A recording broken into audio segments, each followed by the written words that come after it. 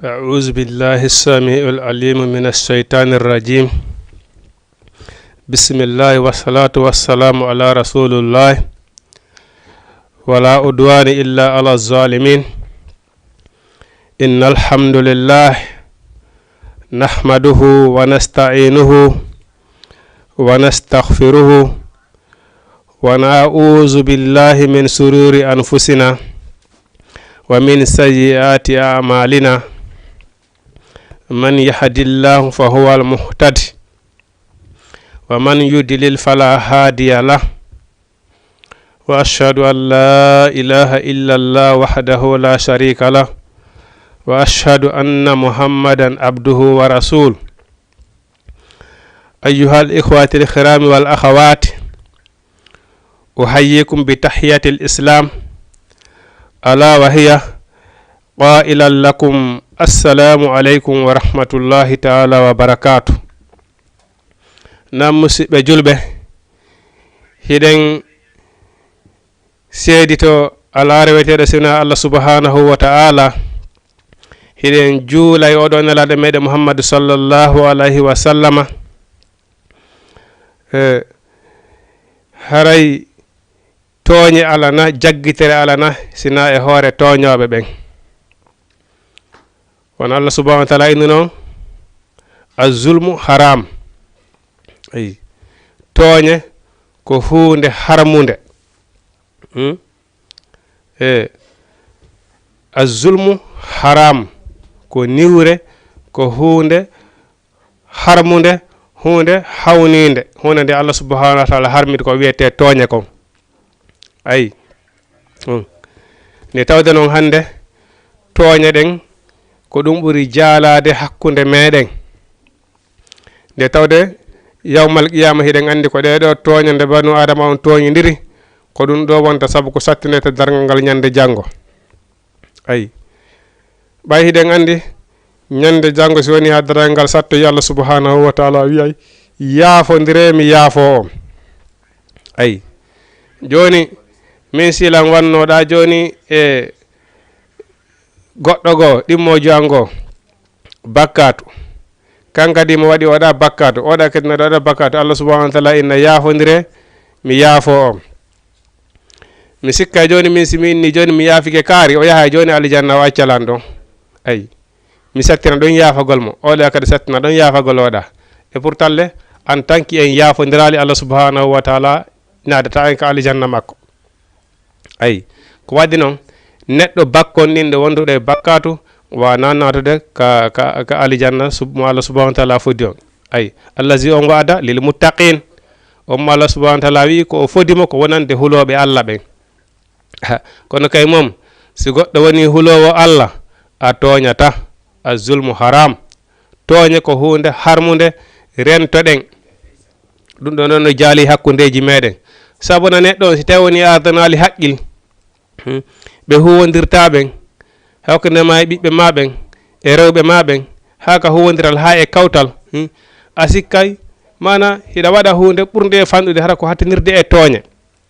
ay hara an anda koye tooñe wonɗa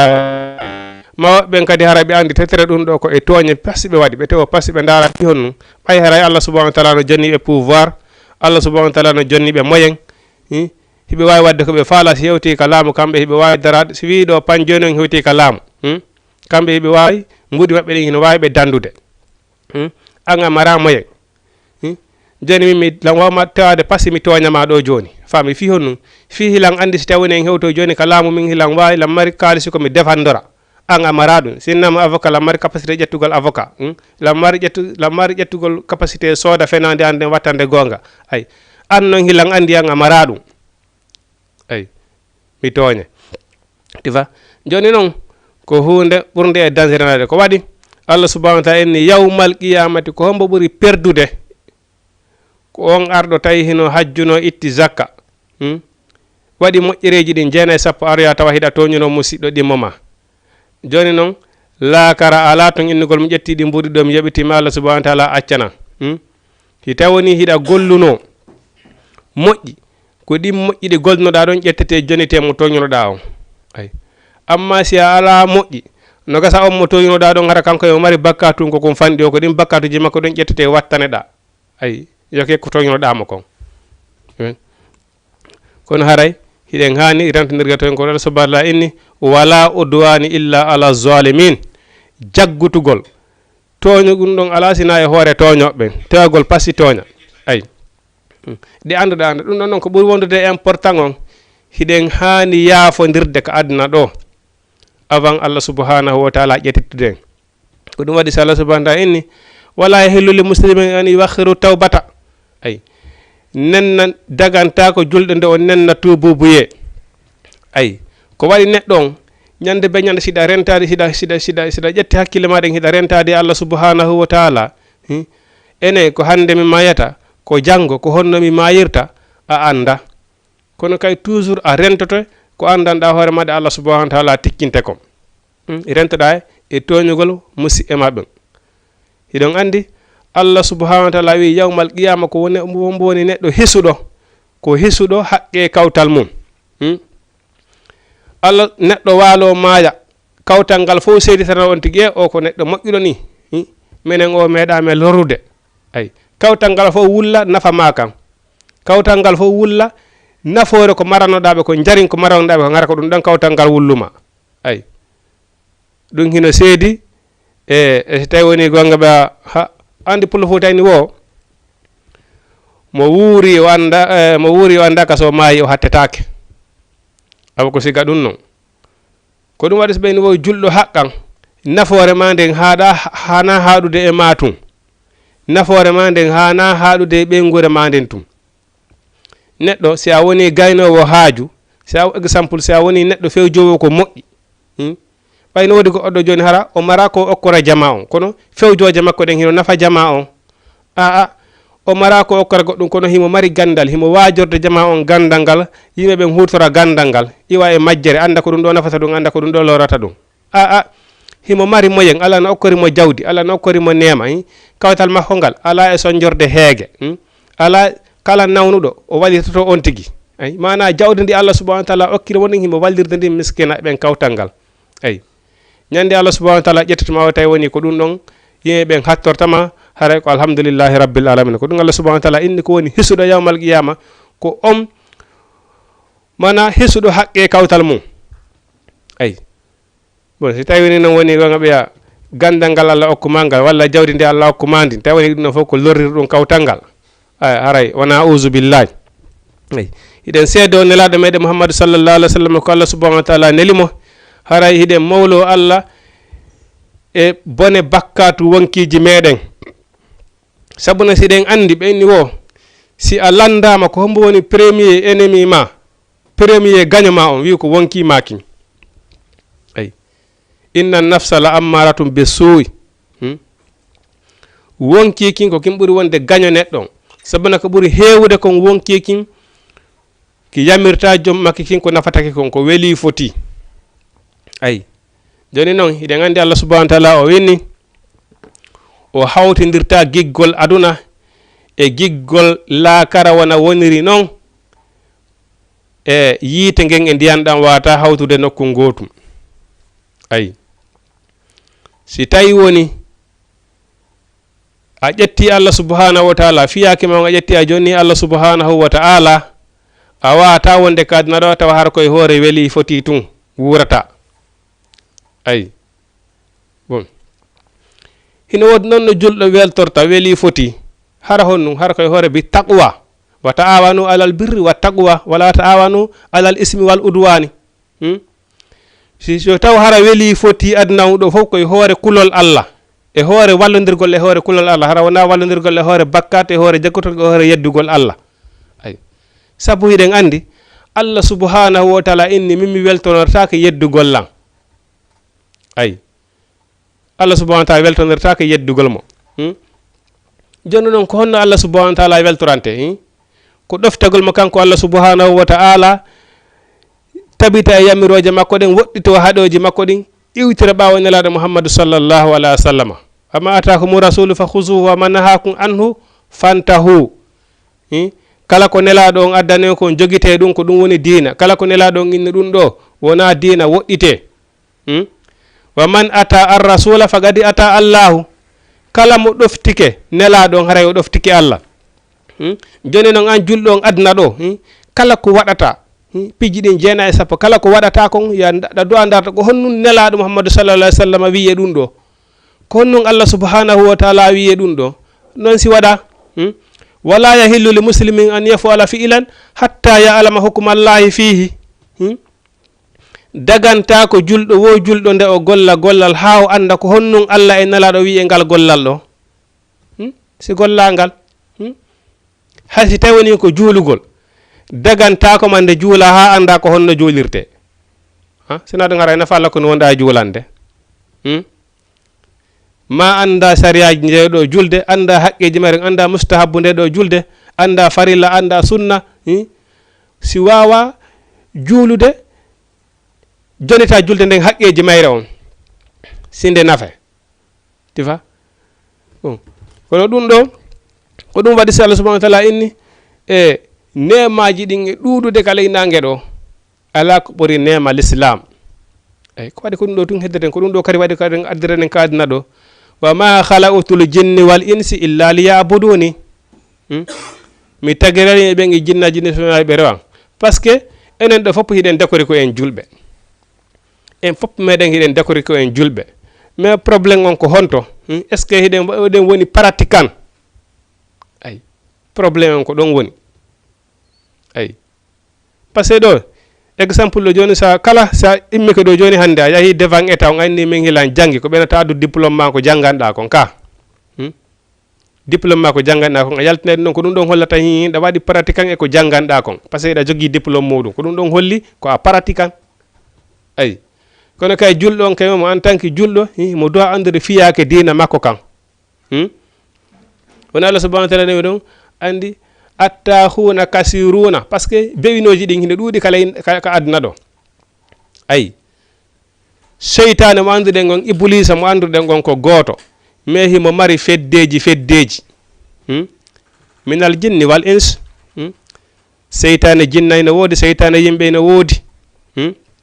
no woodi darotoɓe ɗo hannde ko julɓe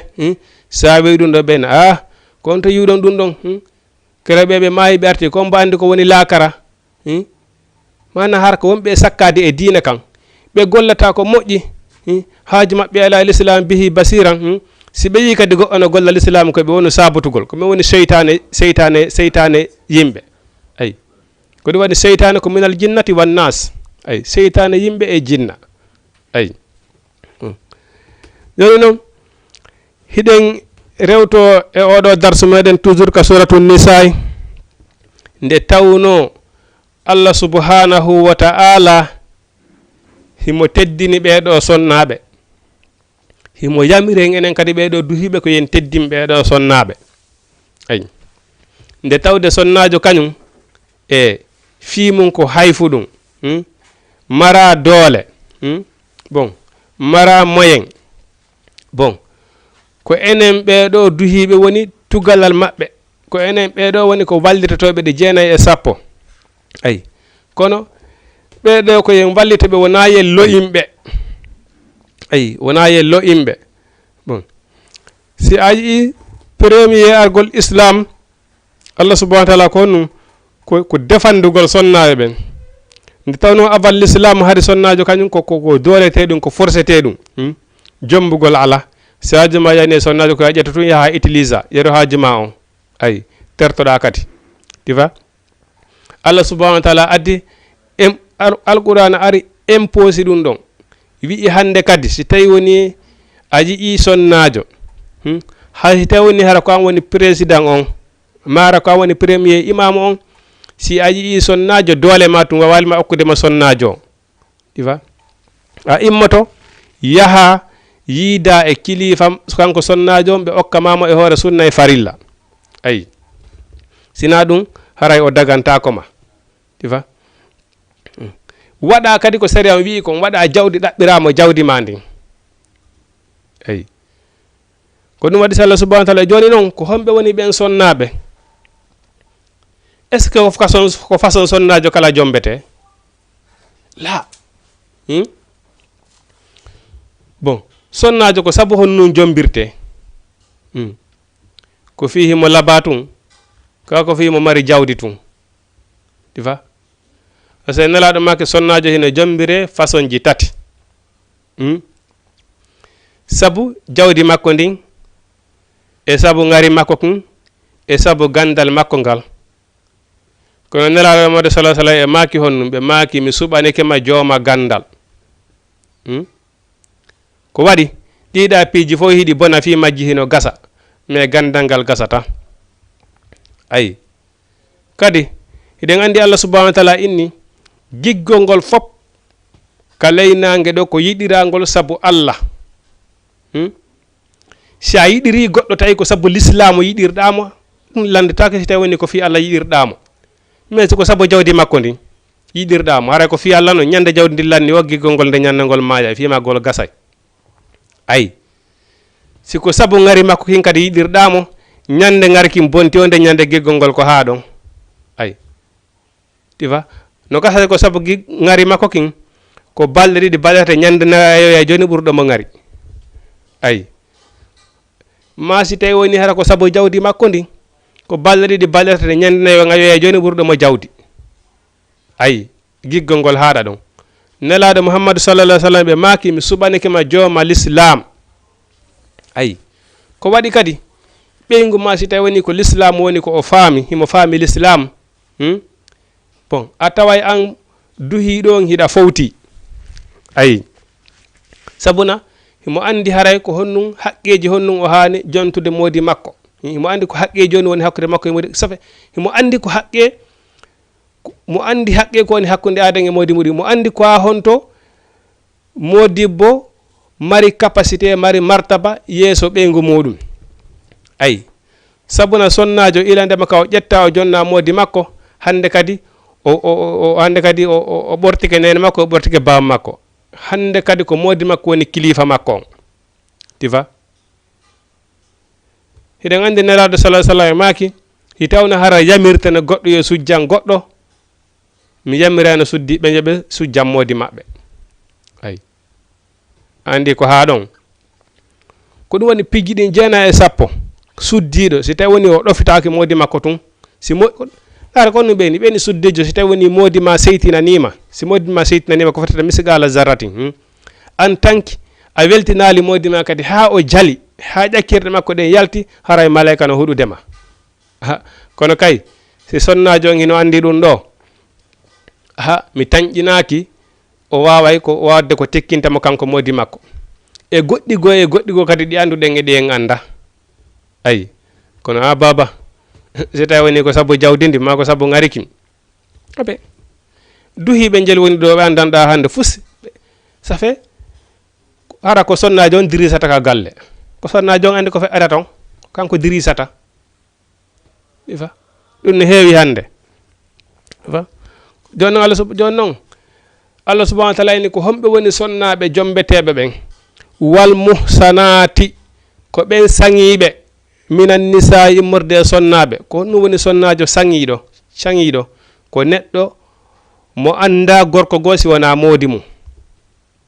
Allah subhanahu wa ta'ala inni ko ɓeɗo jombete ayi ko ɓeɗo jombete oyni on nun si tawi woni noon joni on heɓali ɓen sonnaɓe par ce que hino metti fi ayi si tawi woni on heɓali sonnajo gonɗinɗo Allah anduɗo haqqe modi muɗum anduɗo bone yahangol gorko janano acca modi muɗum on heɓali ɓen Allah subhanahu wa ta'ala inni haray illa ma malakati aymanukum haray jombe horɓe mon ɓen ko wiyete korɗo kon si tawi woni hiɗa mari ayi wela noon heɓude hande kadi o wi honnum kitaballahu alaykum Allah subhanahu wa ta'ala farli ɗum ɗon e dow moɗon wata andu neɗɗo ko sonnajo ko waɗowo bone ko walowo jendude bon yaha jomba o enen noon hande ko ɗum woni jikku men on ayi enen hande ko ɗum ɗon woni jikku men on koye jikku ko gandanɗa hoorema hi innama kon ɗo ko star hum 9 hikum fini pigini 9 hara pinal ngal kadi noon wona pinal islam enen ko ɓen ɗo enen hande ko jiɓe daraniɓe ƴettuɓe fi aduna on fof waɗi yeeso muɗum ƴetti aduna on hikkini yeeso muɗum enen ko ɓeɗo wonde e suɓade ande ko ɓeɗo fini ay ƴettoya on addaka ma balɗe ɗiɗi balɗe tati he ay on lanci par ce que ko yidda sonnajo o ko yidduɗa sonnajo wallahi sa andi ko yalto sa andi o acci ko tongatama yaltude ka suudu ma ko o yaltude ma ko tongatama addude worɓe ka suudu ma ko a yaltude ha mi tañinaki o motoda e kanɗo ay no gasa mi waɗama e jeenayyi ɗi sappo muññoɗa ay kono ñande anduɗa hi o ɗaɓɓanima ɗimmo o ha mi tañƴinaki ɗimmitay ay oyni kitaballahu alaykum allah farliye ɗum ɗon wa uhilla lakum daginanama on ma wara a zalikum konko woni ɓaaw ɗum ɗo honum an tabtahu nde ɗaɓɓirtonɓe bi amwalikum jawle moɗon ɗen si a faalama solnajo a yahay itta jawdi ma ndin yeri ko allah subahana wa taala tagima kon ko farilla on wi'i kon waɗa teŋe sariyaji ɗin ko duwa wadde kon waɗa o araka ma o daganoma ayi ne ɗaɓɓirton ɓe jawle moɗon ɗen muhsinina ayi toujours garti muhsinina hara ko saŋiɓe wona sonnaɓe waɗayɓe ko boni joni on dari to sa dari kayangi to kono Allah subhanahu wa ta'ala to azzani la yankihuha illa zaniyatan gorko waɗowo zina wata o jombu sina sonnajo waɗowo zina sonnajo waɗowo zina wata jambumo sina gorko waɗowo zina tifa kono waɗi si Allah subhanahu wa ta'ala wona yediri safe ko fiyo galle ɗe en ɓuttu deƴingol galleji ɗi joni no wawa o sonnajo ɗo kanko watta ko boni bon o jonnama gorko mo andanɗa hoore maɗa hay rewɓe sappo yonatamo e nder jemma goto a sukka ɓe famodiray gorko o waɗata ko boni kono o jonnama sonnajo mo andanɗa hoore maɗa worɓe sappo yonatamo e nder jemma goto ɓe famodiray ɓe famodirta kono si tawini sonnajo on waɗata ko boni gorko on waɗata ko boni bon on ɓeytuma ka maɓɓe deƴata ka ɓe deƴay mais gotte maɓɓe si seli lawol ngol tun hawretake si gorko on seli lawol ngol hawretake si debbo on seli lawol ngol waka zalika ayi ko ɗum wadde so inni an tabtahu nde ɗaɓɓirtonɓe bi amwalikum jawle moɗon ɗe muhsinina hara ko saŋiɓe wona waɗayɓe ko boni fes ayi hayra musafihina ay hara wona jogitiɓe weldiɓɓe ay déjà si a daari kamɓe suddiɓɓen ɓe ƴoƴa tun ayi parce que ko ɓuri hewde ko menen worɓe ɓen hay men boni ɗo ha ñande men faala fewoyde o ko momen tañƴini waɗita ko boni ko men jomboyta men adda faami kono si rewɓen fof ɓe ƴoƴuno e kaaɗo ɓe soñjitano koko feƴƴiti ayi hande suddiɓen dewle ɗen satti rewɓen hino jooɗima goto kala hino jiɓori Allah e ɓuula si tawni heɓay ko jomba ɗum faami mais hiɓe tawa kamɓe suddiɓen ko e par responsabilité si tawno suddiɗo kala jooɗino ha galle nena mum e ba mum andi ko honnum woni ko faala walla e gorko heɓayno gorko moƴƴo ko ara tawe ɗon faami bon kono si tawni machallah on tigui waɗi hoore mum ko yate gade ko wafugga jaay bon andi ko ɗum waɗi sofore ɓen hande ha jaka e jombugol a nanay hay kamɓe suddiɓe ɓe wullito joni ɓen minen worɓe men ha jaka e jombugol ko ɗum waɗi ɗum par ce que meɗen heɓirde nokku goo ay si tawno alano e heɓade sinaka dewgal wallahi mo kala katotono eno jombira ay an tabtahu nde ɗaɓɓirtonɓe bi amwalikum jawle monɗen muhsinina hara ko saŋiɓe hayra musafihina wona jogitiɓe weldiɓɓe fambanistamta'atum bihi kala ko dakiniton min hunna e maɓɓe fa atuhunna joniteɓe ujurahunna teŋeji maɓɓe ɗin faride tan ɗum ko farilla wonandeɓe si a waɗi ɗo si a inni ɗo joni ɗa fala sonnajo o ari ka ma si a waɗi ɗi 9 e 10 si a waɗali teŋe on o dagantako ma ay teŋe on noon hay si tawi woni innama ko nde so tigare ɗo woni teŋe on fottama e hoore ɗum haray o daganike ma ay kono si jawle waɗama ɗo ɗi 9 e 10 en tant que tenge waɗaka hara o wata dagade ko tenge on woni ko sellini dewgal ngal ay an tabtahu ay nde ɗaɓɓirton e bi amwalikum jawle mon ɗen ay faman istamta'atum kala kom dakiri ɗon bihi e muɗum min hunna fa atuhunna jonniteɓe de ujurahunna tengeji maɓɓe ɗi faridatan ɗum ko farilla wala junaha alaykum bakkatu fawaki o noon fi ma taradaytum bihi konko ɓe wela moɗum min ba'dil faridate ɓawa farilla on tenge ko waɗanɗa ɓeygu ma kon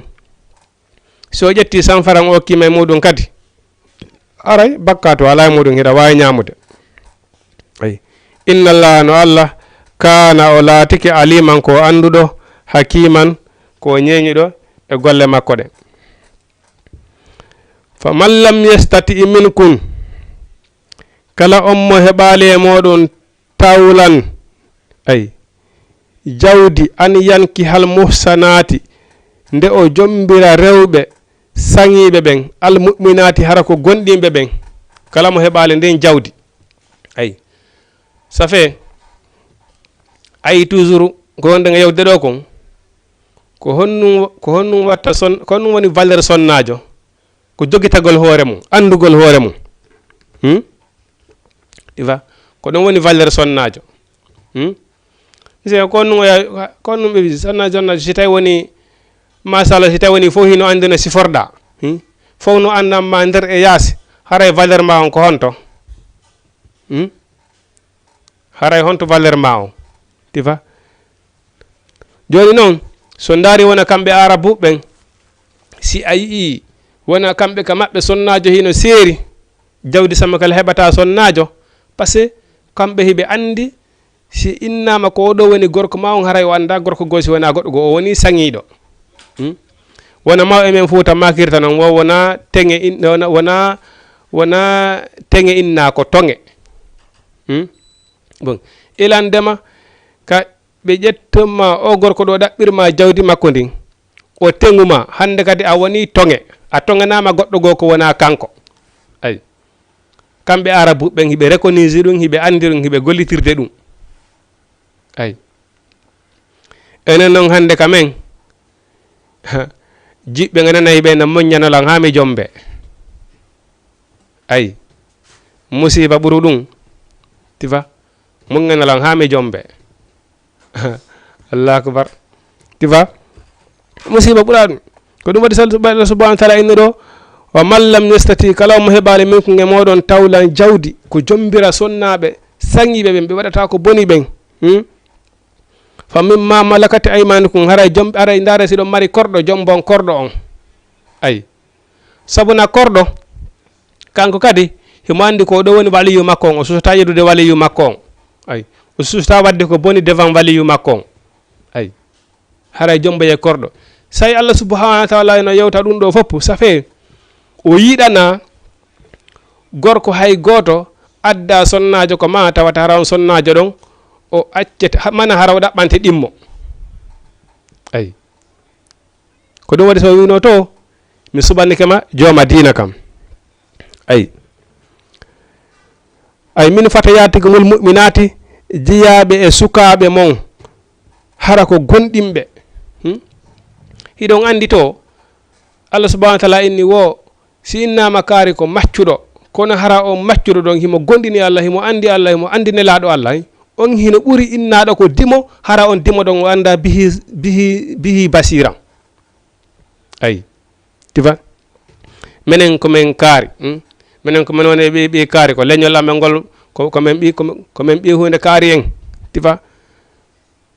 wona woɓɓe wirtano minen komin ɓi taniraɓe nelaɗo tifa ɗum ala ton diina ala ɗum siɗo hara baba ma wonay ɗo hara ko nelaɗo Muhammadu sallallahu alaihi wa sallam woni bamma wona usbillah itti noon siɗo a mantorta ɗum an kadi nafima wo ko gollanɗa hoore ma kon ko ɗum ɗon tun nafete tifa ko ɗum nafete tifa baban ko kaari kono wiyeten fi affaire ka jawdi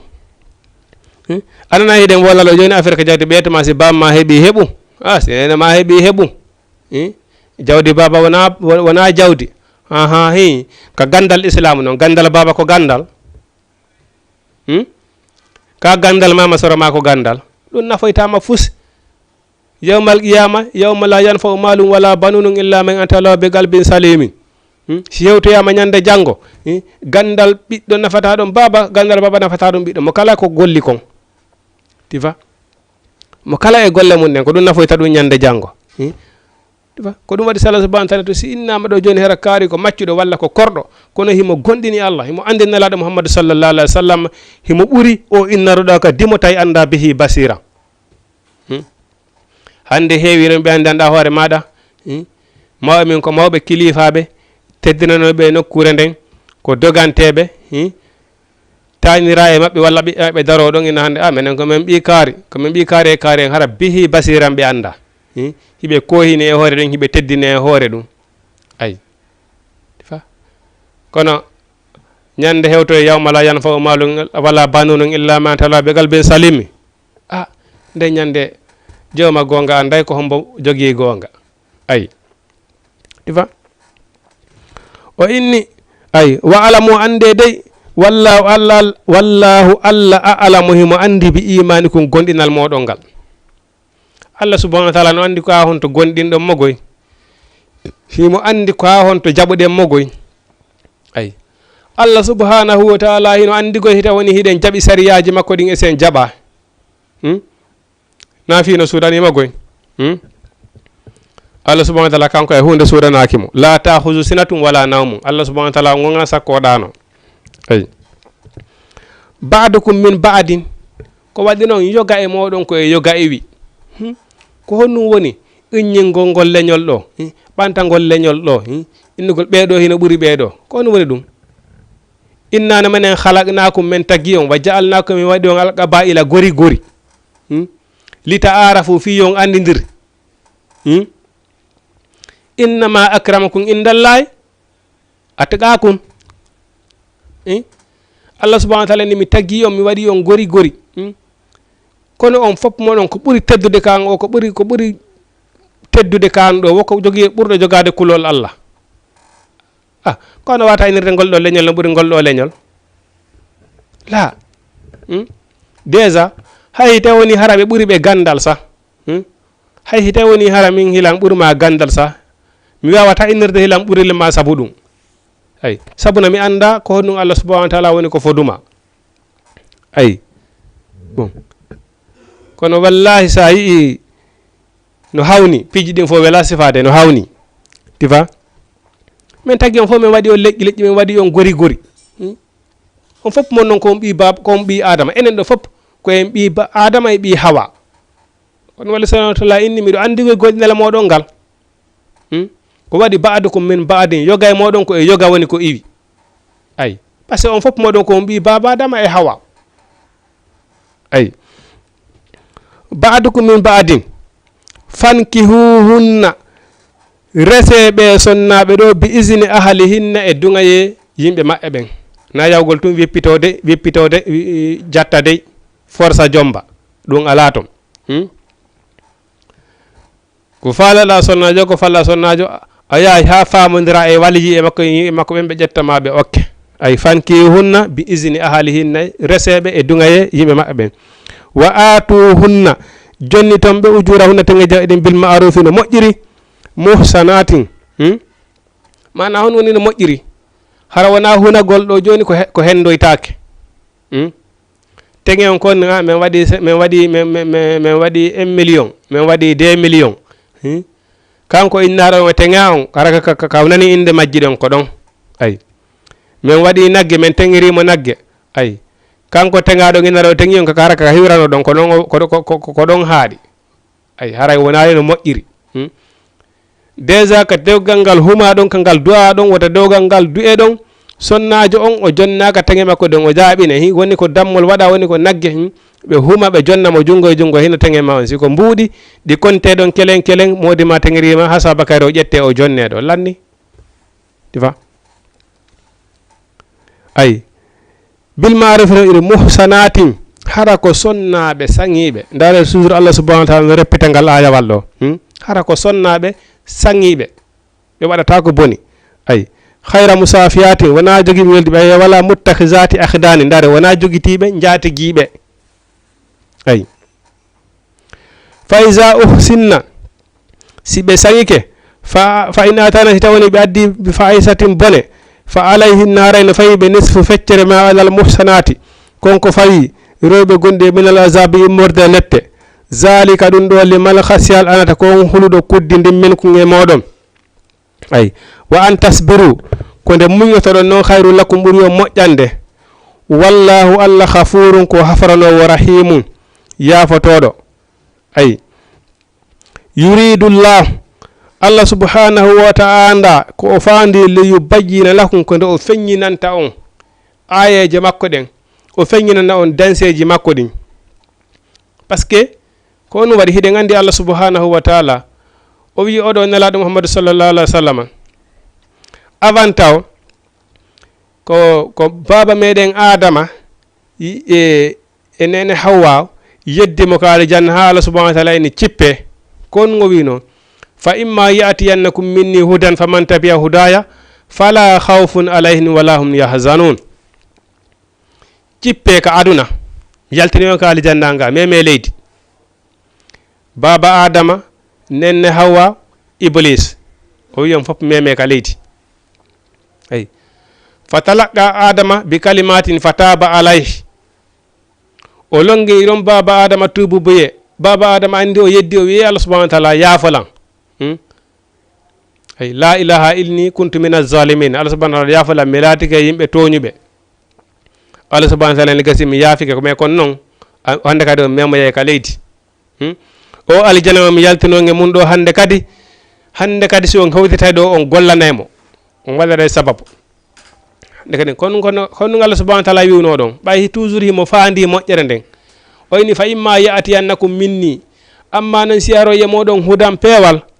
faman tabi'a kala jokkoydo hudaya pewal langal fala khawfun alayhim wana kan ko sunoyto wala hum wana kambe yahzanuna wala khawfun alayhim mana kulol ala e dow on tigi wala hum wana kambe yahzanuna woni ko suninoyte ene neddo si tawi woni ko Allah hulata hiɗa andi ko Allah hulata ko ɗum hulata hande kadi ko ɗum marɗa ko hulaka aduna ɗo si a bonna tifa kono mo suusi Allah ko ɓe wi ko mo suusi Allah hay dendilaji ɗin a hulay ay ko hay dendilaji ɗin a hulay si a suusi Allah ay tifa ko ɗum waɗi neɗɗo ko ya hulu Allah si a huli Allah tun hay hunde ala ko hulata si wona kanko Allah subhanahu wa ta'ala si a huli Allah kadi a gollay golle ko yamirma kon golle kulol Allah ko ɗum waɗi so mo huli Allah wala khawfun alayhim haray kulol fusi ala e makko par ce que haray mo jogui confiance wa huwa bi ruwatil wusqa lan fisami laha si a huli Allah haray ɗa jogui confiance ay hiɗa jogui ɓoggol ngol taƴata ha yeeso Allah ɗa jogui fafe hiɗa jogui renfort kelɗuɗo lan fisami laha ay kono ɓe isa suusi Allah tawa hay dendilaji ɗin a hulay eyi oyni wala hum wona ɓen ɗon kadi yaha sununa woni ko suninoyte kono woni sunagol ko yiwugol moƴƴere nden ñande janngo tawa heɓatande e pourtant tawara lanni hande kadi dambude ɗen fof fermama hiɗen andi no woodi darnoyteɓe ñande janngo bandiji ɓurɗi e mawnude salinoɗi gonga ɗin ka hawra leydi ɗo sabu honnu sabu kohinede salo gonga Allah subhanahu wa ta'ala mbabɓoyaɓe ka dargal ɓe wiya Allah attention Allah nennan men unzurni Allah nennan men seeɗani natti men ka aduna okka men tan seeɗani min golla ko yamirɗamen ko fop min golla ko yamirɗamen kon fop min gara régulé Allah subhanahu wa ta'ala ina hay haata ɗum woɗɗi ayi ifa joni noon ni se ɓuru ɗum a yamiranaɗo dewal ka aduna ɗo saloɗa ha mbayi nden tawama ɗum wiye pensan dargal immoɗa bon ɗo innama joni ɓe tawa peut être hiɗen ɗo golle maɗen ñande neɗɗon inete ñande o toroyto si tawini golleji makko ɗen ko golle bonɗe o inna Allah subhanahu wa ta'ala woɗɗodiran hakkudange ɗe golle wona woɗɗodirɗa hakkude fundangue e hirnangue ayi tawara wawata gasude ñande ɓe firtoye talkuru golle ma ne ɓe jennama ɓeyna janggo ay o wiya non Allah attention Allah non nattanka aduna mi regla ɗum heña mi ara famonire wi hay haata woɗɗi ay ko nden ñande woni ñalande sunagol noon ay ahino a yiltota ko aduna hande kadi inna gollay ko moƴƴi a yaɓetake sina ko golluɗa kon ay ko ɗum woni na sunnoyteɓe bon yilti kadi o wi honum ala wo e moƴƴere ala wo e moƴƴere sina nelaɗo mouhammadou sallllahu alayhi wa sallam tindini en ko honto nden moƴƴere nden heɓoto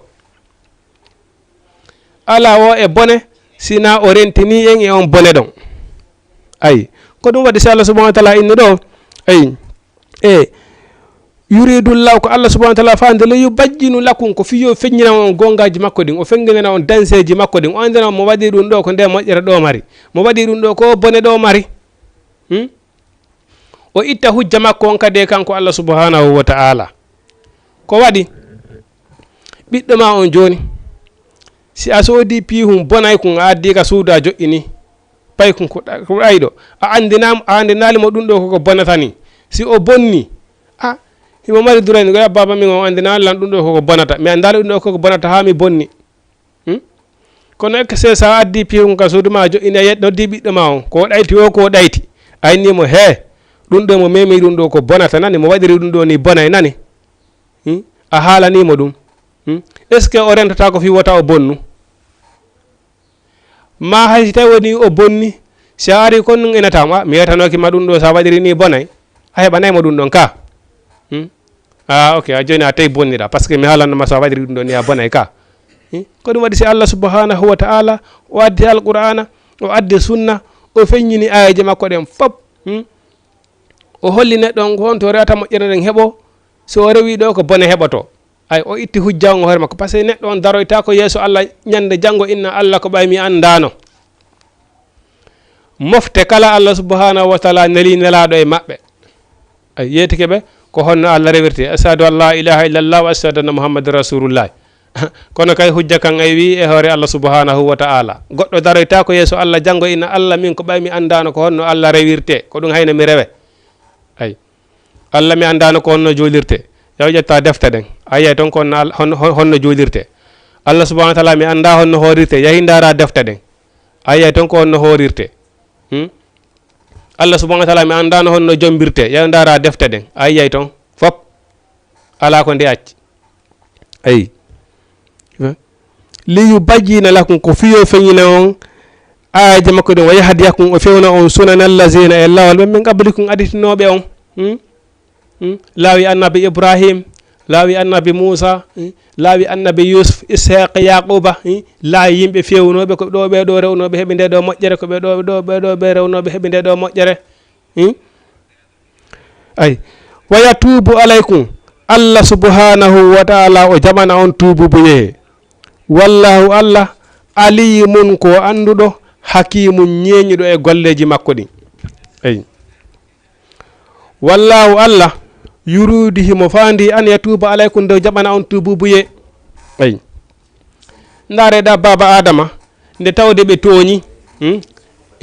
kono nde ɓe tubuno Allah subhanahu wa ta'ala yaafino ɓe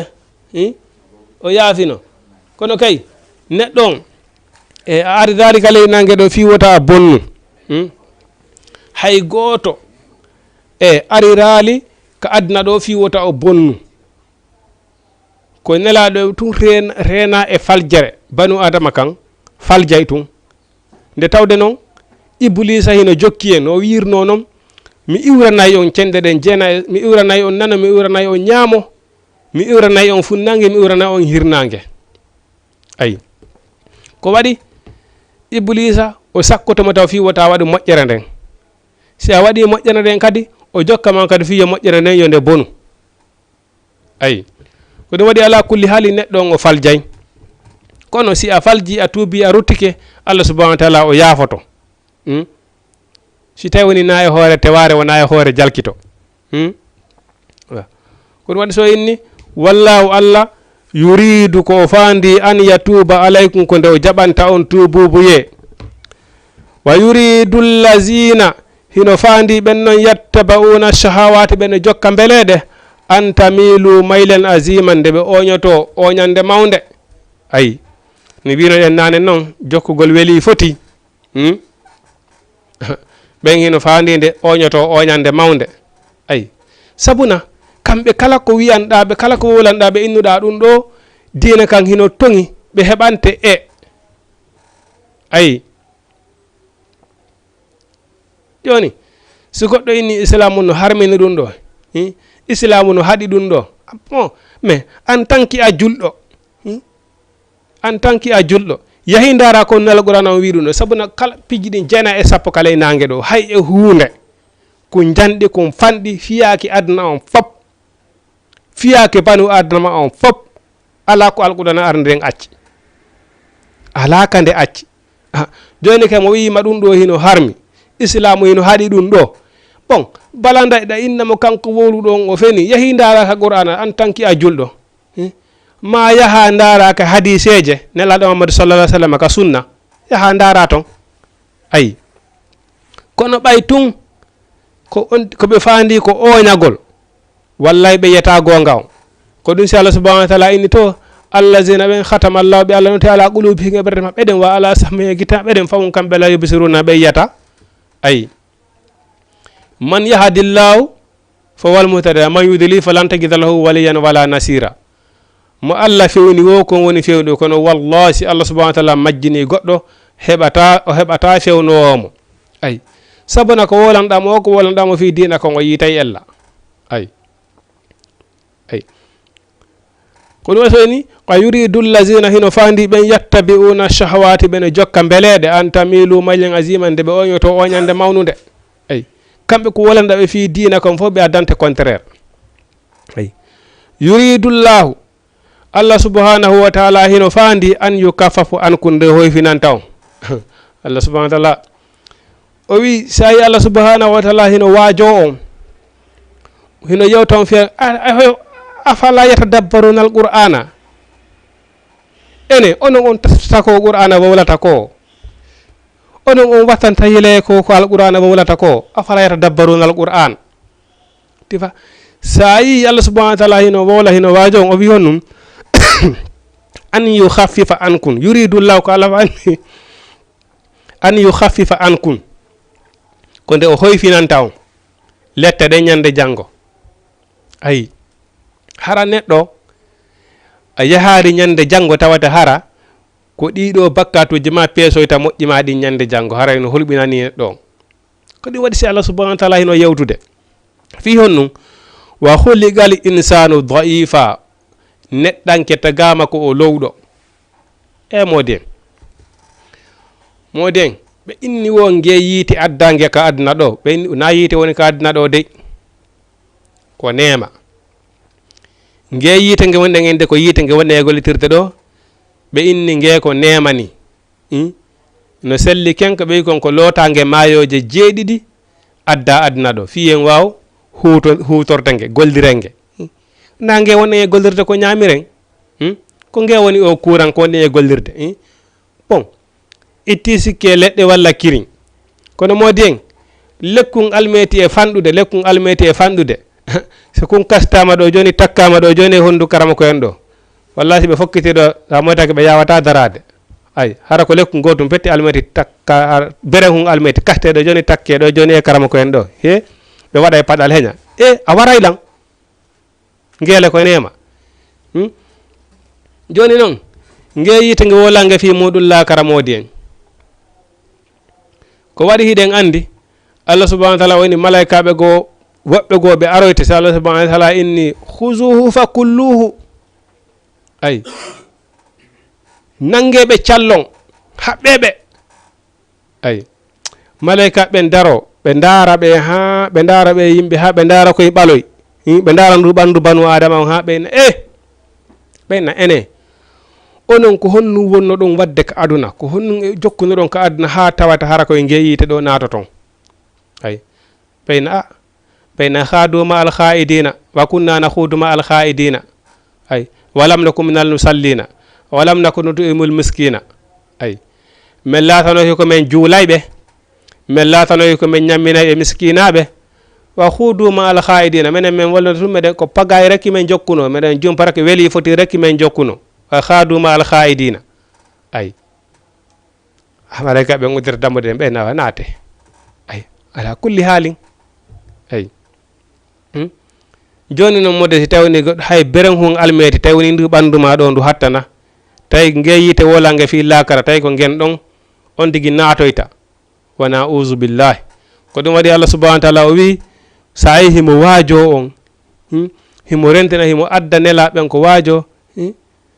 oyni kholigal insanu da'ifa neɗɗanke tagama ko low ɗum ita woni hay yite ngen adnano hattanal ko ngey lakara hattanoyta hunnanoyta ay hulɓini Allah subhanahu wa ta'ala o wi ya ayyuhallazina kono yeɓen amanu gonɗimɓe la ta'kulu wota on ñaamu amwalakum jawle moɗon ɗen baynakum hakkunde moɗon bil batili e hoore mere ay mana la ta'kulu amwalakum baynakum bil batili wota on ñaamu jawle mon ɗen mere no jewa no tawa e ñaamugol ɗe jawle muɗum e hoore mere mana ko wiyete zar ko wiyete pari futu ko carte walline mbuɗi juin dam ɗum ɗo fof ko ñamugol mbuɗi mum e hoore mere par ce que ko hunde nde Allah subhanahu wa ta'ala harmini ayi mana ƴetta ɗum ɗa mana mi itti ɗum ɗa wallinen fijen gaññiɗo wo ƴetta ayi bon ko hunde harmude no tawa e muɗum puusugol e aadem mum mana fino jawdi makko nimpen mana bolindirgol goɗɗo e laamu mana bolindirgol mo e laamu fi yoɓe ñaamo jawdi makko ndin ay ɗum ɗon fof ko hunde merere ay illa an takuna sina laatoto sina hara laati tijara tan ko julayagal antaradin ga wonɗon e yiirodirde min e moɗon mana sina hara ko on hara ko jawdi ndi wonɗen e huwondirde mana hiɗa mari komi faala an kadi hiɗa jogii komi faala mana eɗen wattutude par ce que wona no andirɗen noon exemple wona ɓe wonɓe Europe ɓe ƴettay toon piiji ara piiji gono toon ko Afrique ga no sokoli ɗi no waɗi wonɓe Europe toon kadi ara piiji goɗi ɓe sokoli ko Afrique ga iwata ay joni noon e nder ɗum hiɗa mari komi faala an kadi ɗa jogii komi faala hiɗen huwondirde e nder ɗum ɗon bon si jawdi perdiye ɗum ɗo wona anniye ma wona anniye an haray ɗum ɗo wona e hoore teware ko kodduri e Allah kono amma tawagol pas funsugol jawdi tawagol pas tum perdina jawdi Allah subhanahu wa ta'ala ni o tan waɗu ɗum ay wala taqtulu anfusakum wota on waru wonkiji mon njalo wari wonkiji mum tawi pasi wari wonkiji mum ay no jeeya e tawagol pasi wara wonkiji mum ko musidɓe men woni e wadde ɗo ko ƴettugol ɗo laana hun gaal hun yiyatama no yaade Europe wallahi no déjà hiɗen andi sa safe ko andi tewi si jannguɓe géographie ɗan ndiyan haalanima no fiiɗan ndiyan woniri sa yahi ɗo amimoy ko wiyete ka canal ɗon ka wiyete ka ndiyan ɗan wallahi si a sifanama géographie no ɗan ndiyan woniri noon a tawa pellet ko yarliɗo wonki humum ko tun ƴettato ɗon ukkoyɗan ndiyan ko andanɗa hoorema ko ala e garanti ɓay pellet si a ƴettiɗo wonki makin a okkiɗo e laana hun a yiyete kama ɗo unoɗa Afrique ɗo hiɗa fokkiti Europe e kullana pellet hino laaɓa ma an hoorema ko ɗiɗi jogitiɗa ko ɗiɗi ko a maayi walla a hesi déjà ko ɓurɗa felutude ko a maayi hiɗa andi pellet si a hewtoyi hiɗa andi ko tan inoɗa ko mayde nden difa joni noon hunde wottirano toon Allah subhanahu wa ta'ala ni gogo wata andu guerno e leydi jereno e leydi ƴetta wonki makin naɓa toon si wonki makin siki hedde ko toon Allah subhanahu wa ta'ala lanitoroyta maki ñande janggo ɗum la sakka bil mawti ay si a ƴetti ɗo laana hun a okki ɗon hoorema fi miile yawgo leyɗe porto si wonkima hedde ka ndiyan Allah subhanahu wa ta'ala lanitoroyta wonki maki par ce que ɗon asiranama na asire joguiɗa ɗon ifa a jogaaki ɗon asira ko ɗum Allah subhanahu wa ta'ala ni wala taqtulu anfusakum wata on war wonkiji mon ɗin de ko ɗum wargol wonki mum ko andugol pelata ɗo nambarano ɗo fitnano ɗo ƴetta wonki maki naɓa ɗon siki heddike ton Allah subhanahu wa ta'ala lanitoroyta wonki maki ñande janngo inna allaha no Allah kana o laatike bikkum e moɗon rahiman ko o yurmeteɗo on Allah subhanahu wa ta'ala ko yurmeteɗo so Allah subhanahu wa ta'ala yurmetema hade an yurmeɗa hoore ma ndaare hay ka bisimillahi arrahmani komo yurmede mum huɓɓitani tagore nden fof ko aduna ɗo bonɗo moƴƴo foppo Allah subhanahu wa ta'ala ino yurme ko aduna ɗo kono wi honnu arrahim ka laakara to ko moƴƴoyi ɓen tum woni ko yurmete ton ay si tawno hara ko arrahimi on adino arrahmani on goɗɗo si woni no yedduɗo Allah kala e nangue ɗo waɗo wo ko boni yedda Allah faami ndu hendu Allah wifaynondo mo ɗo ndu wifatanamo hay so ñeƴƴino ɗo ndiyam o wi yo yaru hay sintere feƴƴatano ka dande makko ɗo o wawatano nokkude abbere ñirinde feƴƴa ka dande makko ɗo ayi kono ko ɓay tun arrahmani woni ko addi ko yurmede Allah nden woni ko adi tikkere makko nden ko ɗum waɗi si goɗɗo dar ko ɗum waɗi si Allah subhanahu wa ta'ala no wiya ɗo hunde karim goɗɗo daroɗo e wonano ɓe wirno innal insana khuliqa da'ifa neɗɗo on tagama ko o lowɗum dar andi pellet hara ko ciɓatum ma si musima ɗo joni ciɓatum ma si musima ɗo sa moytaki aduna on fof ɓaɗodiray ayi wonno wirɗen noon ɓandu mara sera ayi hara ko ciɓatum ma si ɓuytoɗo joni kom fuɗɗike musude ɗo yokum ndekku hayfa a heɓata jang ñirema waka zalika yitire waka zalika nowru waka zalika siko reedu kala ko musuma ɗo joni e ɓandu ma ɗum walla ɗo ya heɓude jang a sikka e mayde nden ari ayi ifa joni noon si tawno hara ko joni noon ko ɗum waɗi si neɗɗon Allah subhanahu wa ta'ala weɗo hunde kar neɗɗo on daro wiya sali mi waɗata ayi yara ɗo ndiyan Allah ɗa ñama ñamete Allah on hendu Allah ɗum wife waloɗa waɗa ko falaɗa goto landotama ko tawde arrahmani woni ko adi ayi joni noon si Allah subhanahu wa ta'ala no yurmede en enen hayta yurmede en hoore men joni sa calcule ɗo joni inen tun depuis hara en calcule tun depuis inen ɗo joni ane 2000 walla 2000 de ha addi hande ko jalo musidɓe men woni heddi ka ndiyan hay si tawi woni woodi natoyɓe hewtoy mais ko jalo woni ko heddi e nder temedere si tawi woni ko goto petti woni ko natoyta mais haray changinoy ɗum harale ko teyagol par ce que kadi wara wonki muɗum ɗifa wala taqtulu anfusakum wotan waru wonkiji moɗin tan andu bonenen ɗo nambaran ɗo ƴettum wonkiji mon ɗin nabon ɗon inna allaha no Allah kana o laatake bikkum e moɗon rahiman ko yurmeteɗo on man yafalu zalika kala dey waɗɗo ɗum udwanan e hoore jaggitere ayi ko waɗi he ɓe wi neɗɗo on ka tegenene ma jara bala ndeɗa mema yaasi a taway kala ko heɓete e kala ko heɓata Allah subhanahu wa ta'ala fodinoma si Allah subhanahu wa ta'ala fodima a natoyay Europe rewrangal wo rewrangal a natoyay ton ayi si Allah subhanahu wa ta'ala hoddiral kadi a natoyta ayi tifa kono gay wota Allah subhanahu wa ta'ala ne man yafalu zalika kala on waɗɗo ɗum udwanan hara koye hoore jaggitere immoɗa ɗo ukkoɗa ɗo joni e laakun e kawsuwol ɓay ko wiyete kawsuwol poorewol pompagol ƴettoɗon on yimɓe temeɗɗe naton e ɗum ɗon si wonkima heddi ke ɗon wona jaggitere noon wona an tewi lutini wonkima ayi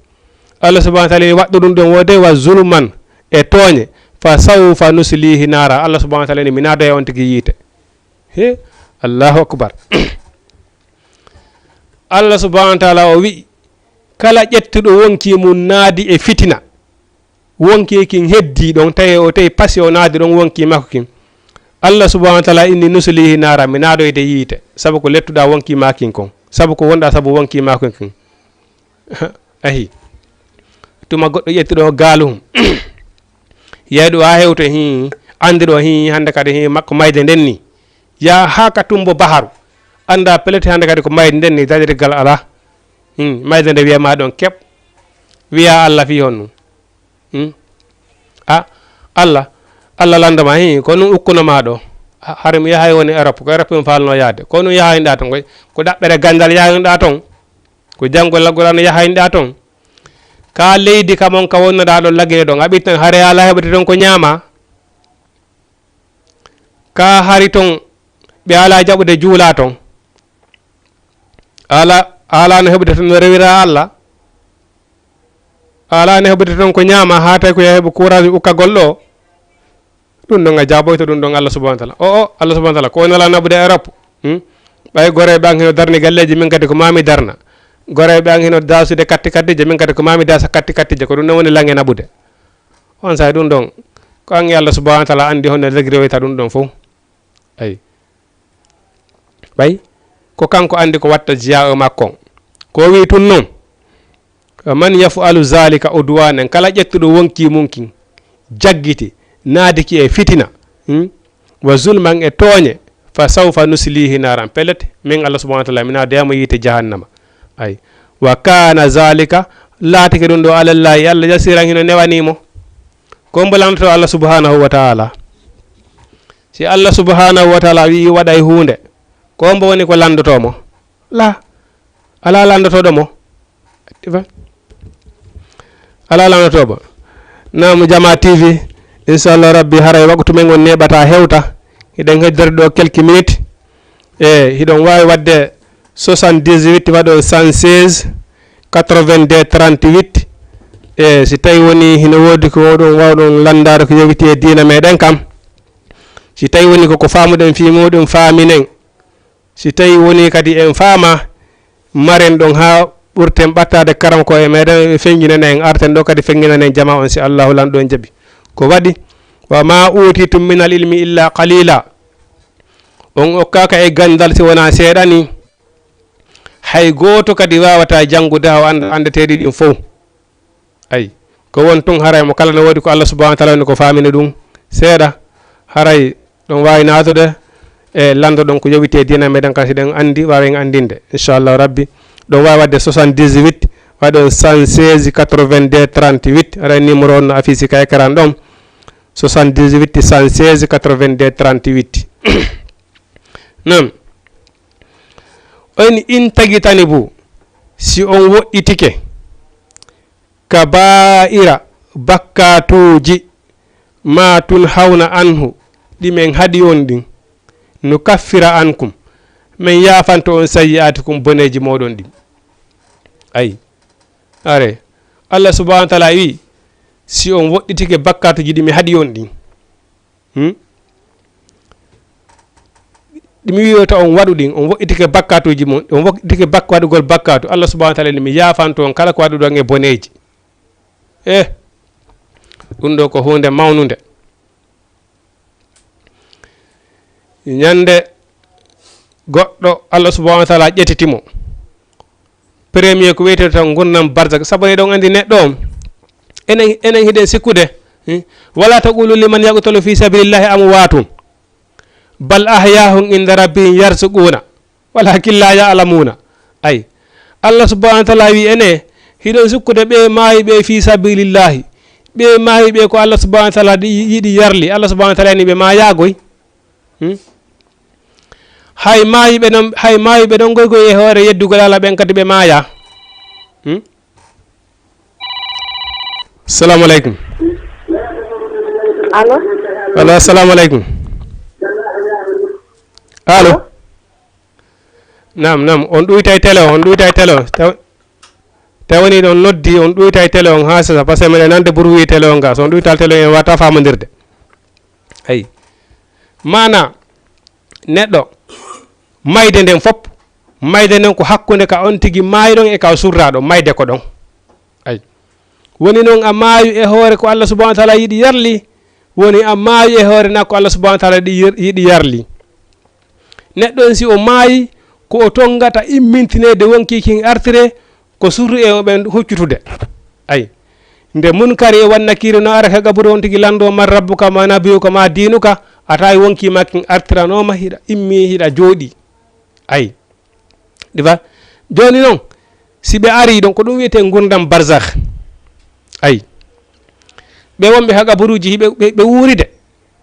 ko wiyete gurdam barzak ay sa fe andi gurdanji ɗin ko ɗiɗi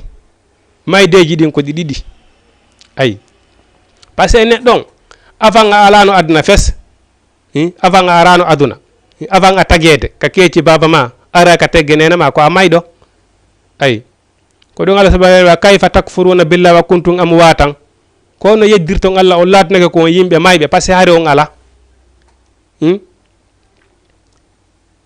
tifa hari on ala Allah subhanahu wa ta'ala addi on itti on ka keeci ne baba mon addi on ka tegge yumma moɗon jibbina ɗon on say hari ko mayɓe par ce que hari on ala bon wuruɗon noon ko wiyete gurdam aduna yanko janɗan kon si a maayi mayde nden ko hakkunde ka suraɗa ɗon mana ko hakkunde ka mayɗa ɗon ka wonki kin sorta ɗon e a wattinoyde ha qabru ma ko ɗon woni mayde ka suroɓe ɓen hucciti o hande kadi a immintinama takkino wondironɗa noon ay darotoɗa par ce que nde monkare wanne cirino ara ka wurɗo ɓe tawata tifa ɓe landoma ɗon golleji ma en torriɗe ɗen fof Allah subhanahu wa ta'ala yo walle nde hewtana en ɗon en fof meɗen e musi emen taw ɓe hewtanino ɗen fof ɗen tori Allah subhanahu wa ta'ala yo taw hara Allah subhanahu wa ta'ala ko yiɗuɓe ɓe yiɗi yarli enen kandi no hewtaneno yo taw hara Allah subhanahu wa ta'ala no yiɗi en yarli en ayi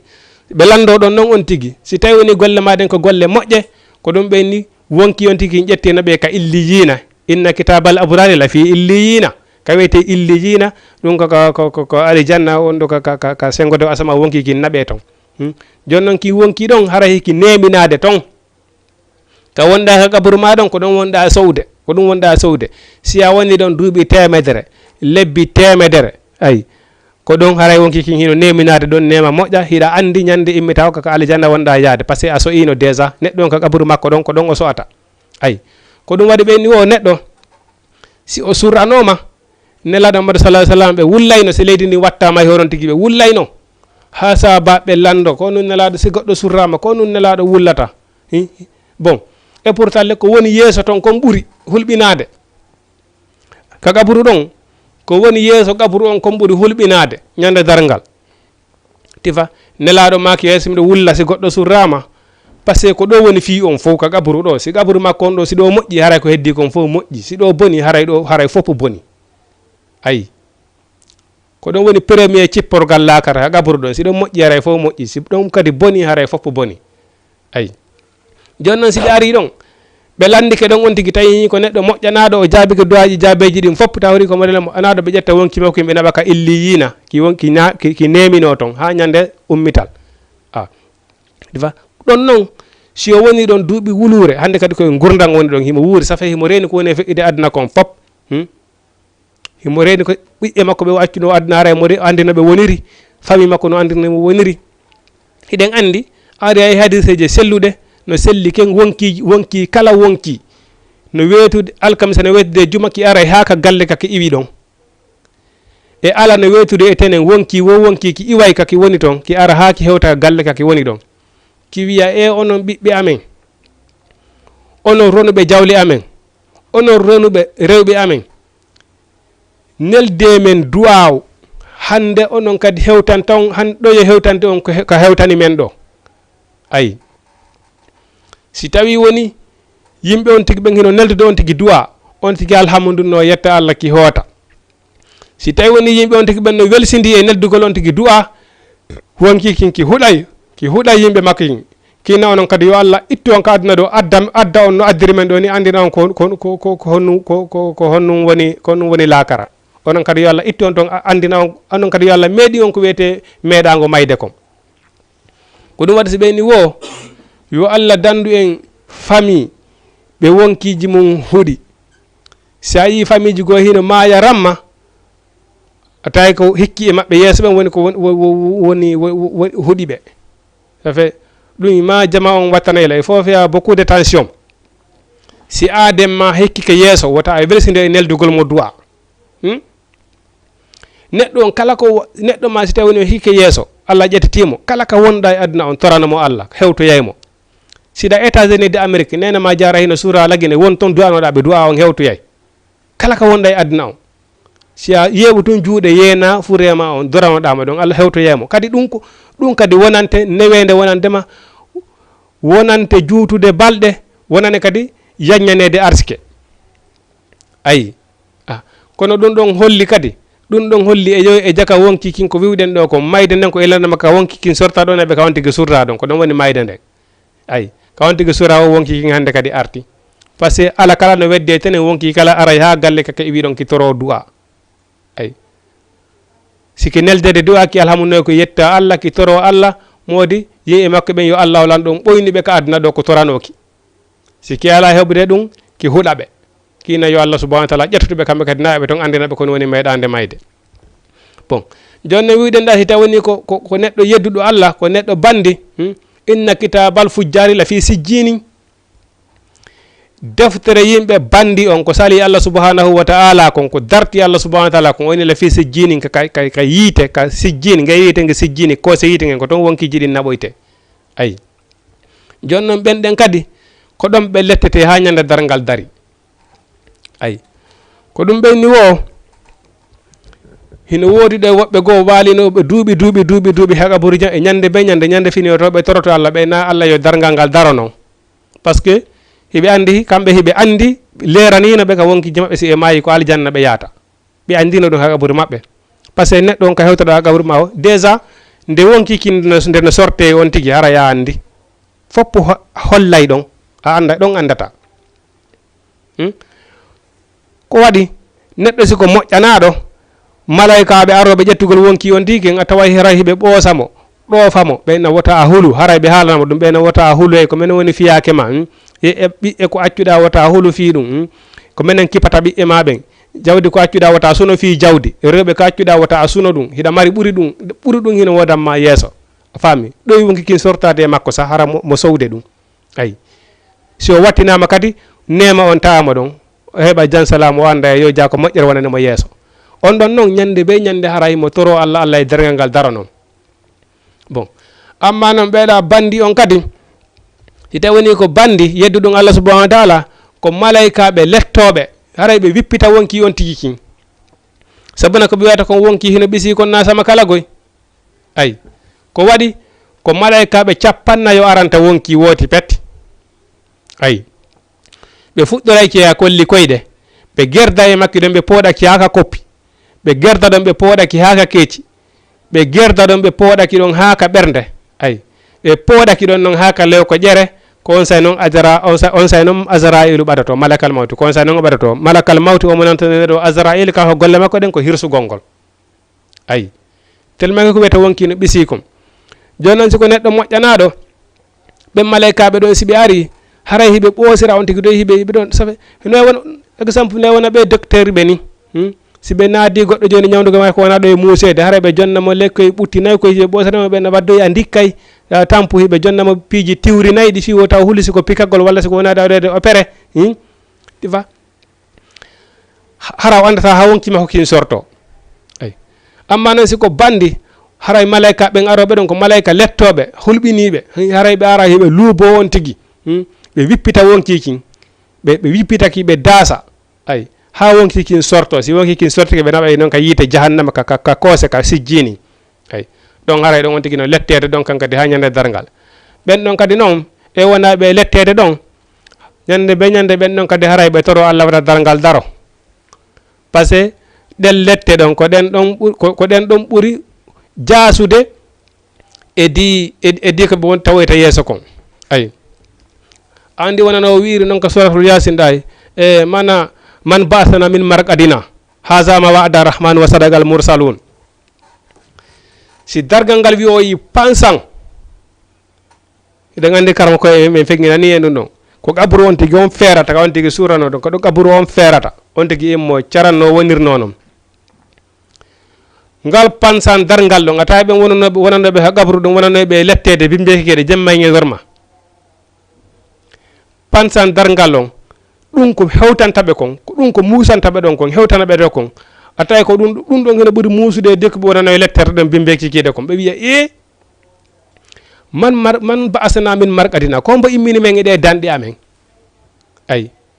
tawatara ko ɓe wonano e lettede bimbekikiɗe ɗon e jamma ñalorma pansan dargal ngal kon ko musani ɓe kon ɗa haare heno wa'ani ɓe tewonera koye danki ɓe wonno hiɓe waali ɓe wiya e pansan dargal on ko ɗum ɗon hewtantaɓe ɗon kon ko ɗum waɗi si nelaɗo maaki si gabru on moƴƴi haray fi on fof moƴƴi si tawi woni boni haray fi mum on fof boni ayi par ce que ko woni yeeso ton kon ɓuri hulɓinade siko newede kadi ko woni yeeso ton kon ɓuri newade ayi va ɓe wiya ko mbo immini men eɗe danɗi amen namu 78 116 82 38 78 116 82 38 e numéro no affici ɗon ka écran bon joni ɓe wiya e ko ɗum ɗo ɓay ma hasa wa adarrahmanu e ko ɗum ɗo Allah subhanahu wa taala wonno ko foddi dargal e wa sadagal mursala e andi ne laɓɓen gongi e jaga dargal no woodi par ce que hino woodi men enen jile ɓen ha joni ɓe ko nin sa dargal hino woodi ko ɗum waɗi so Allah subhanahu wa taala ni allazina yuminuna bil khaybi yuqimuna salata mimma razaqnahum no yunfiquna ko gondingol Allah ko wirni ɗon ko ɓen gondimɓe Allah ka wirni enen ɗo fof hay goto men yaali Allah subhanahu wa ta'ala kono hiɗen jaɓi Allah hino woodi enen ɗo fof hay goto men yaali aljanna kono hiɗen jaɓi aljanna hino woodi hiɗen jaɓi yiite hino woodi ene woodi nan ɓe jaɓagoy hara ko wiɓele ko julɓe kamɓe hiɓe kondirsi ɓe maayi ɓe wonti leydi haray gasi ma hiɓe kondir joni simi maayi ɗo joni mi immoy ko yeeso Allah mi wi modi Allah accanam Allah kañum Allah yaafoto kan accato mais Allah subhanahu wa taala an si tawi woni fiyake yaafagol ngol ma ngol fopp kattoɗa hara a tawaka e welsindiɓe ka aduna ɗo ayi par ce que nelaade Muhammad sallallahu alaihi wasallam ɓe maaki hiɓe huti ñande janngo on mo gootum mum folo e sappo mum si a golli moƴƴere hun gootum ko jeenayi windete watta ko golliɗa ko wona sappo siko bone hun gootum ko kum bone hun ɗon tum windete joni noon hewtoye ñande janngo wiya modi ɓay Allah ko yafotoɗo modi Allah ko yafoto Allah ko yagoɗo yurmede ƴiƴan keccam ma diwa aduna momenen aduna o yo weli tun yeeso toon no waɗoy wo hewtoye noon ñande janngo bonɗi e moƴƴi peese tewata hara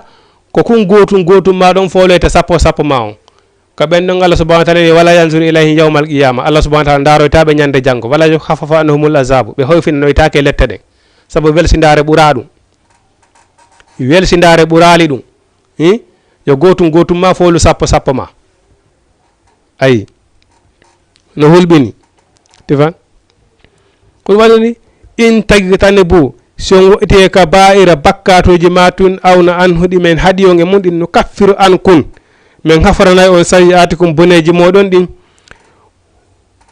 mana wajude hel kun yo kaffiru an kum hafrande on bakkatuji boneji moɗon ɗin wanude hel kun Allah subhanahu wa ta'ala naada on mudu halan natirgal kariman teddungal hiɗen andi ñande janngo si woni Allah naatoɓe yiite ɓen naati naatoɓe aljanna ɓen naati wonno naatoɓe aljanna ɓen a tawa malaikaji hino dari saffinadi jooma garadi en si yimɓe ɓen ari naatugol ka aljanna hara ɓe tappana ɓe garda bo ɓen salamu aleykum ay fadkhuluha kisi e woni e dow moɗon naate aljanna onon on mali naate ay hara ɓe tappana ɓe garda bo ay ko ɗum woni naatirgal teddirgal ay tu vois ɓe naata haray ɓe respecta ay kono noon ko wini ko son woɗɗitike ɗi Allah si Allah subhanahu wa taala haaɗi en kon condition on ko si en woɗɗitike ko Allah subhanahu wa taala haaɗi en kon o wi'i no haffiru an kun sayi'atikum mi yaafano on kala bakkato ko waɗu ɗon wanude helkum mi naada on modu hala naatirgal kariman teddungal naaton haray malaikaji ɓurnoɗi teddinade seydina jibril en waytaɓe ɗon jooɗo hino tappana on gardabu e cortesa on ha naati on ka alijanna hihi si en haɗitaki noon haray kono sikkuɗen kadi ko contraire si on haɗitiki komi haɗi on kom mi yaafan toon bakkato jumaɗum mi naada on naadirgal teddungal si en haɗitaki noon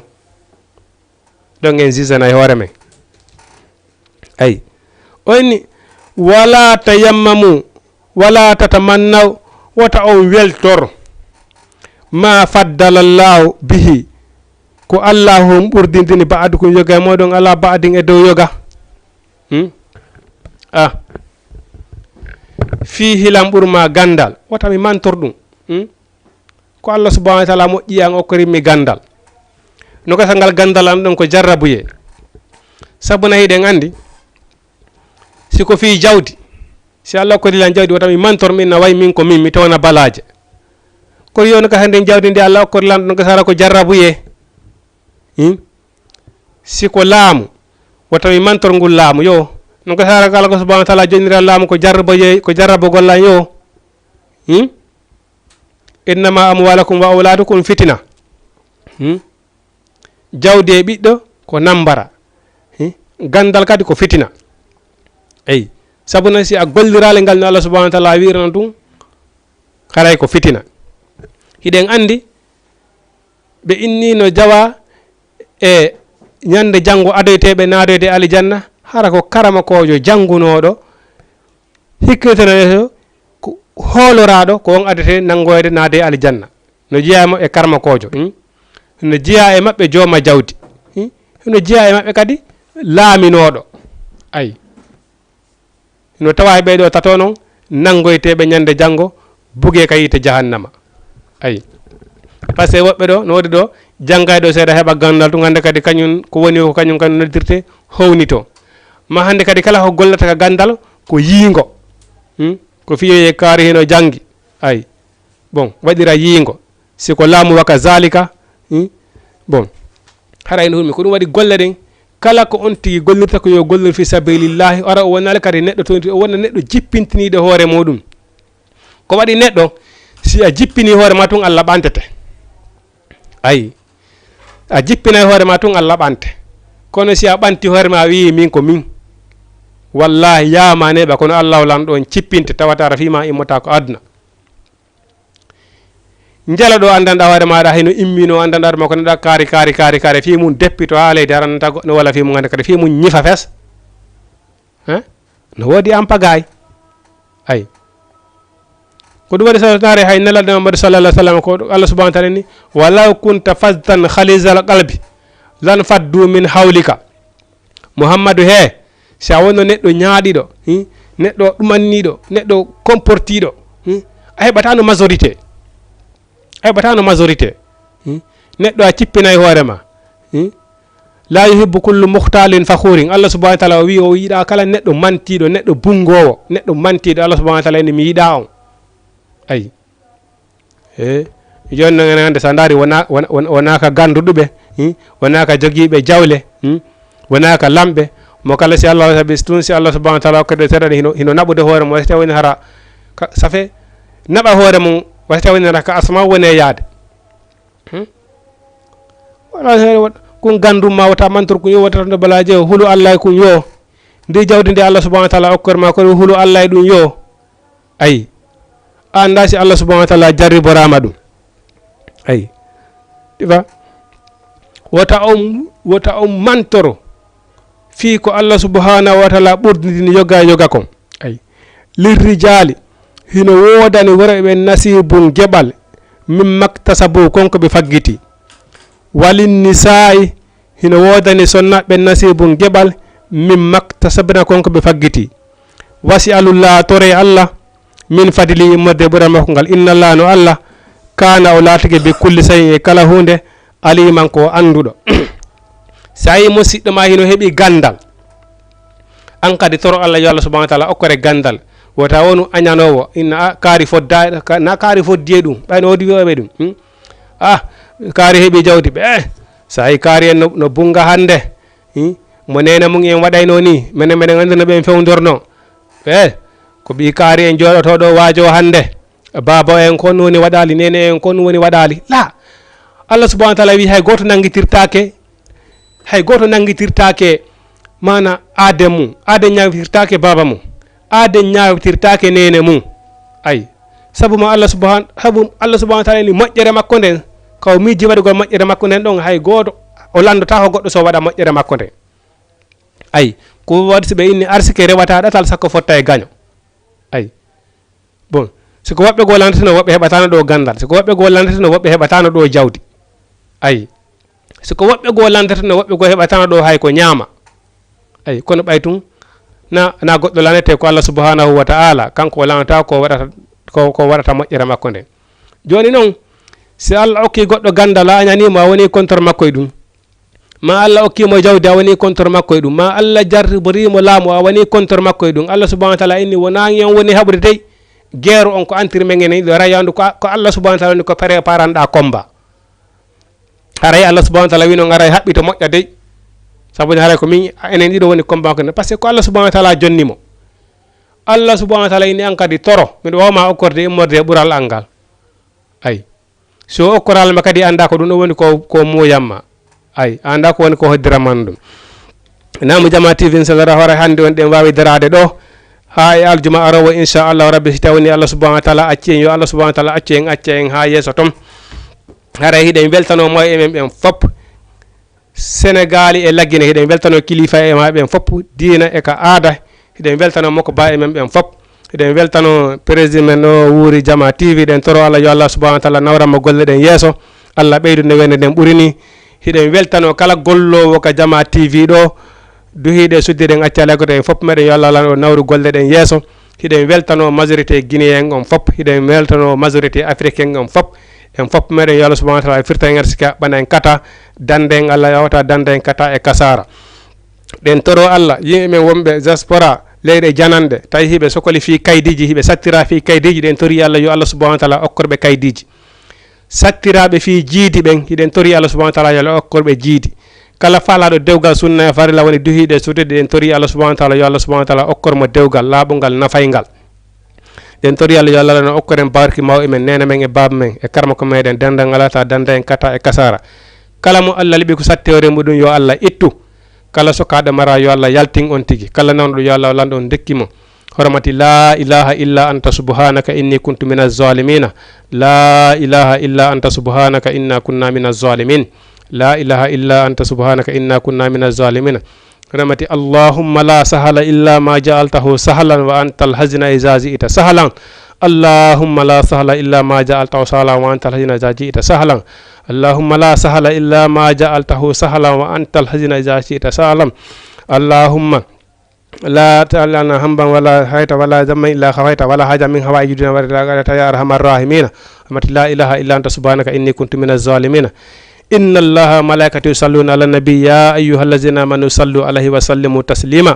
سبحان ربك رب العزة عما وسلام على المرسلين والحمد لله رب العالمين السلام عليكم ورحمة الله تعالى وبركاته ها الجمعة برسين إن شاء الله ربي على نون تاونين